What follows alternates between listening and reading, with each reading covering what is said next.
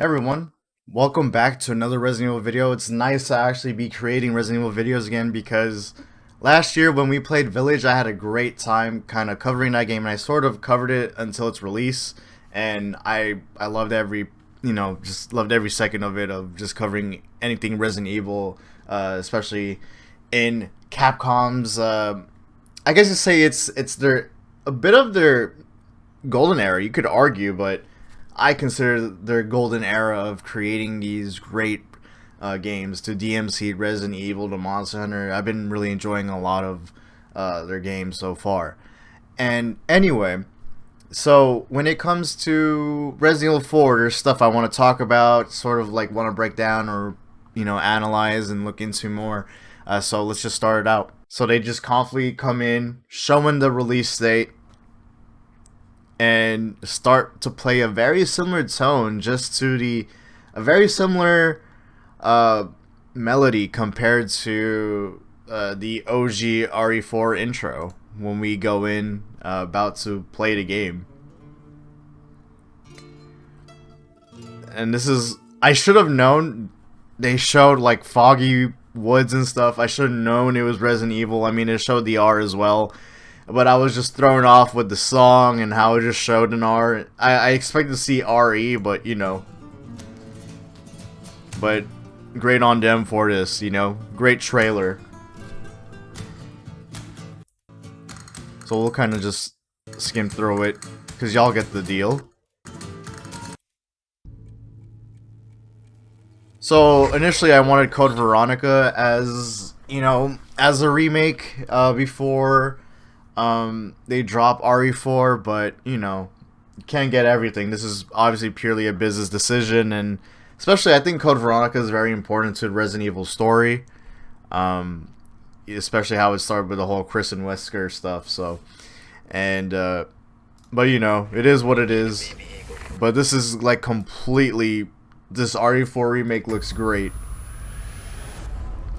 Now this is like a very, let me slow this down, because when I look into this more now, I don't know if it's just me, but I don't know if you guys watch Infinite Darkness, but this looks like a big reference to like how Infinite Darkness is, or like the flashbacks of RE6 with Leon and the President being very close as like best buds or whatever, and like it just really reminds me of it. I don't know like what type of plot they're going here for RE4, because we didn't really see a lot in like these two together a lot in RE4 at all. There was barely any sort of backstory shown, so it's interesting what they will display here in RE4, and in terms of like the backstory or what sort of context will be given to us before we hop into gameplay. I'm also wondering if this is also a flashback or an actual thing right before we start actually playing the game. You see, the government's boy, the oh, what's the phrase again? Shoot, man. It's like teacher's pet, but instead for the government, dude. I can't, my brain can't even think right now. Literally, the government's pet. If you watch Infinite Darkness, you would actually get it. By the way, I love Infinite Darkness. By the way, I think it was made by the actual writers or Capcom team, but I don't know. I could be completely wrong. So here, Ashley. Now, initially when I watched the state of play, I thought this was Ada because I saw red. My eyes saw red at first, but when you look in more closely, it's orange. I wonder how her story in RE4 will be like, because in the leaks, according to the leaks, apparently Capcom wanted RE4 to focus more on horror, so they're aiming for that. Apparently there's more night segments, and apparently there's gonna be like different story in the game as well, just like how they did with RE2 Remake. The RE2 Remake was completely different compared to the OG RE2, and some hardcore fans felt iffy about that. But despite how everyone felt iffy, RE2 Remake still was one of the greatest games ever made, and I think RE4 may be doing that as well, because this is the same team.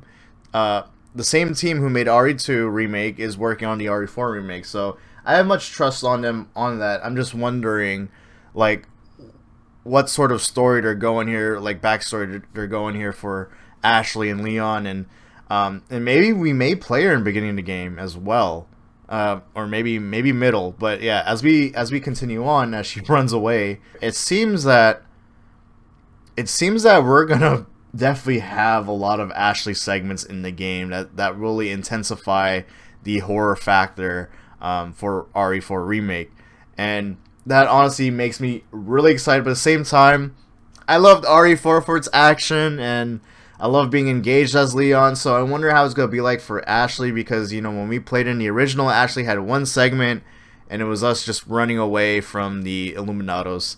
I wonder how it's really going to be like, considering how in RE Village, we definitely had that Silent Hill segment, if you guys know what I'm talking about. And if you don't, go ahead and play it for yourselves. Don't spoil it.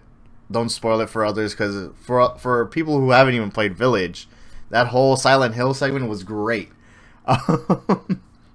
But I think we're going to have another similar segment just like that for RE4. And I'm very excited to see that implemented as Ashley's segment in here.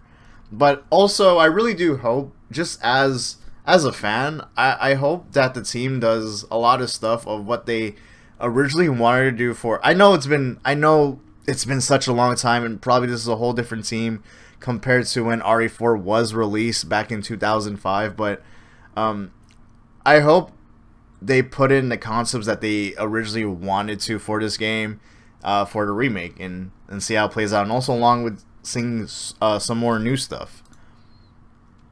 But yeah, it seems that we're going to have plenty of Ashley segments, or at least going to have... There's definitely horror. I mean, look at the whole environment stuff, and we're going in here as Ashley. Like, well, what is Ashley thinking? What is Ashley thinking? And here's Leon going in. Now, I'm wondering... See, look, the environments in this game is completely different compared to the original. And I'm not just saying as obviously, like, with the whole HD details and art style, but the buildings are different, the way things are structured are different, and this doesn't even look like any sort of this isn't like a one-to-one remake of like these certain environments and what we're gonna see in the game. We honestly, I don't know what this house is like, because we don't even have a house in the original like that looks like this. So it's gonna be interesting of how things will be changed and be structured differently compared to how it was compared to the original. But I'm all in for it, because again, I love horror. I love the horror stuff in our games, and I think it's sort of a dying genre. We barely have any sort of horror games, and you know, it's so oversaturated with other type of genre games, other sort of genres that we're so familiar with. So just having horror stuff is just, in today's gaming, is great, and I like it. Look how this man just going in the house with confidence, and you see, look, opening up the door. This animation looks very similar to like the original as well, when he slowly opens up the door as well. But look how narrow the room is, or like how compact the room is. It's gonna give that RE7, RE8 feel of horror. I love it. And here's the infamous village. Now, according to the leaks, it said that it was gonna be nighttime when coming in here initially for the first time.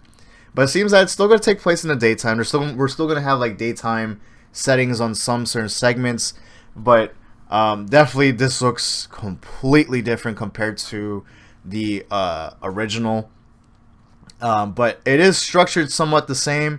You have the fences here, which has the house where the chainsaw guy comes in.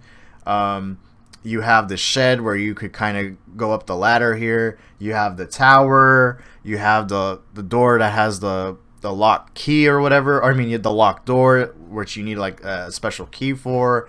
So it still sort of looks the same. I mean, this is an iconic area in RE4, so I guess they didn't really want to change this whole up, and I love it. You know, this is a really iconic area within the franchises where it all starts, and I wonder if it's gonna be structured the same when we approach it, like in terms of its gameplay design. See, there's Leon here. Leon observing the bonfire, or maybe he is observing like what happened to the dead police officer. We didn't really see it over here, actually. I didn't see the dead body here. Maybe it's hard to see from this angle. Also, this place looks a bit more compact compared to the original, but maybe it's because of the angle we're looking at right now. I could be completely wrong. There's Luis. Nothing much to really look at. It's pretty obvious. Luis here. Dude, this guy looks so cool. And we know it's Luis because of his pistol. Oh, that could be maybe the guy. This could be honestly the. This could be the first house we ever go to as Leon, where we just interruptly just go into some stranger's house and just be a typical American and intrude them. Yeah, it could be him. It could be him. It seems like it. Illuminados, more Illuminato stuff. I think that's how you say that's how you say their organization name. And yeah, they look way more creepy, and I love it. There's gonna be jump scares of these guys once we head into the castle, man. Yeah, this looks like this takes place within the castle in the middle of the game. It makes me wonder how long. It makes me wonder how long this game will actually be. My initial playtime on my first playthrough when I first completed RE4 was 13 hours, and every time I come back to that game, it feels like a very long game, you know, compared to any other Resident Evil game. So I'm wondering how long this game will actually be. Also, let's talk about the villagers. The villagers look very scary as well, or they give that whole vibe of they just literally just want to they're out there to kill you. They definitely look more quote unquote zombified, and man, I just love the whole tone, the theme of this game, of what it's given off. There's Ada. She's probably going to be the baddest chick in the game. They switched up her style. She's no longer wearing the dress, but I also approve of this. I definitely do love her style. Now, I want to talk about how when we looked at Leon's outfit, his outfit really fit with the 2000s era of how outfits were back in the day. And I can't believe I'm actually saying that, because it's just no longer a thing anymore. I know a lot of people were a bit iffy when it comes to the 2000s style of of outfits when it comes to its fashion. But to me personally, I thought some of the fashion from the 2000s were pretty cool. And seeing how Leon has baggy pants instead of like fitted jeans and all that, or fitted just pants overall, or just a fitted look, is interesting. And I don't know if they did this purposely. I know I'm talking about like outfits and stuff like in this analysis video, but I'm just saying, if this is true, and if they actually did this purposely, much credit to the team for putting so much detail to the game. If it is true, if they purposely wanted to make their characters retain their outfits from that certain era of that time, and this whole look gives off a lot of 2000s vibes, especially with Leon's outfit and Ashley's. Here, this is the lake monster, and for some reason Leon's knocked out. I don't know what actually happened to him. I guess maybe you could say maybe he was waiting for the monster, but it seems that apparently something happened to him, because he just knocked out, and he also doesn't have his jacket either. His jacket's off. This is our first time seeing it without the jacket. Okay, this is what I want to talk about. Narrow hallway. And this is probably the big cheese. He's like hooded up right now, I think. They're probably gonna do a whole Mr. X Nemesis mechanic in the game. We're probably gonna be chased in the house. We're probably gonna be going around in a house, and we're gonna be being like literally be chased by this guy. It's gonna be probably terrifying. If we were terrified of Mr. X and Nemesis, well, more so Mr. X in the remake, we're probably gonna do the same thing. Oh man, this is gonna be good. We barely saw Big Cheese in RE4, so it seems that they're gonna make him a big role, or at least have more screen time in this game for this big man right here. Here, this is after defeating the lake monster in the original, where he gets infected and starts having these nightmares or hallucinations. There's Ashley. See, there's more stuff of Ashley. So I'm wondering if if they're really focusing on this game on two characters, Leon and Ashley. I mean, it's gonna be very interesting of how they're gonna approach. There's the crows. Man, this gives a lot of RE Village vibes as well. I know RE Village was inspired by RE4, but still, you know, that was like their test on what they're gonna do for RE4. Oh yeah, Lord Sadler's talking in here, and let's make it normal. Body. When I first heard it, I didn't really. I'm so used to. Okay, I want to put this out. I'm so used to the original like RE4, and I'm used to the original RE4 voice acting and how the style of RE4 is. So for me to hear just different stuff and seeing RE4 being more modernized, it's when I first saw it, I was like, do I really dig Lord Sadler's voice actor? But I think I do, because it really fits the tone of the game. Let's just hear it. Our most sacred body. Yeah, this is really good Sadler vibes. Now. Yep, there's Lord Sadler. I think that was probably the scene where he first infected Luis and Leon.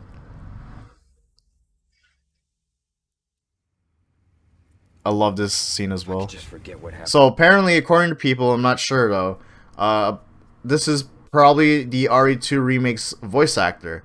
Now, I really loved him in the RE2 Remake, but when I heard him in Infinite Darkness, I was a bit thrown off with Leon's voice lines because of how young he sounds. But here he sounds very serious, has a darker tone to this character, and I really do dig it a lot. And he did a great job, like, with these voice lines, and you could really hear the pain and trauma that Leon went through from Raccoon City. You just forget what happened that night. The pain, even for a second. Leon's Batman. Alright, I'm sorry. It can be different. Yep, and here's him approaching to the village. It seems that now it's hard to see from this angle, but it seems that there's only one way. Initially there was two ways, because you could go in the back here.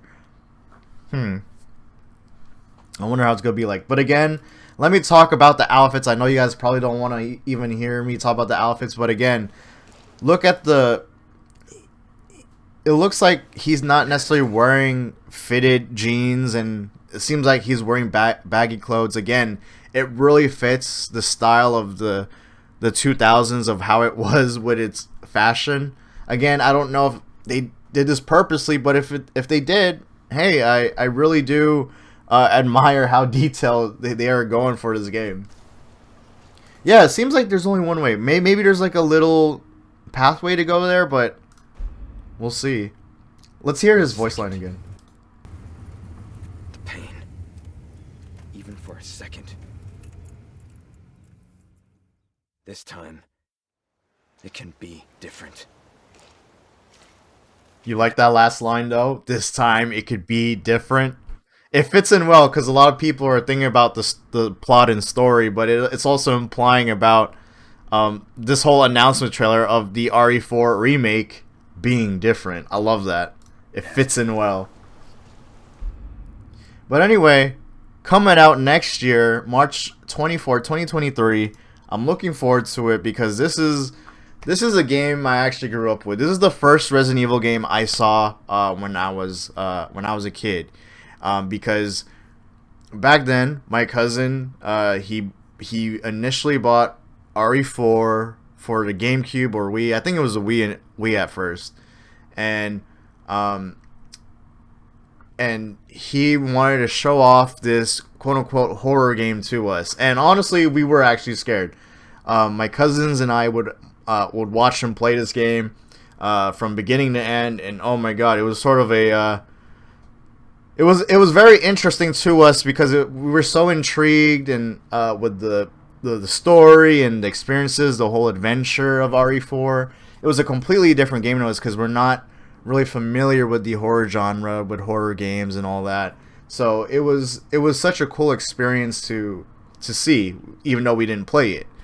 And from there on out, we started to get into the Resident Evil franchise, and I haven't really dropped any Resident Evil game from then on out. So I have a big history actually with Resident Evil now. You know, it's been over 10 years, and it's wild how literally this franchise literally grew up with us, and especially with many of the adults who are older than me.